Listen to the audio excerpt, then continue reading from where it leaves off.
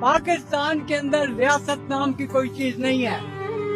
پاکستان میں ریاست کو سنبھالنے والا کوئی بندہ بڑھ ملا کہہ رہا ہوں کہ پاکستان کو سنبھالنے والا ایک آدمی اگر دکھا دیں تو اس کی جوتی میرا سر ایک آدمی بھی دکھا دیں تو پاکستان کو اس وقت سنبھال لاؤ. کوئی ایک بندہ ہوتا ہے نا, گھر کا مائی باپ ہوتا ہے نا, کوئی جو گھر کو چلاتا ہے, اور گھر کو چلاؤ گے نہیں تو گھر کیسے چلے گا؟ اور گھر کے چلانے والے جب خود ہی گھر کے لٹیرے بن جائیں, گھر کو لوٹنا شروع کر دیں تو گھر کیسے چلے گا؟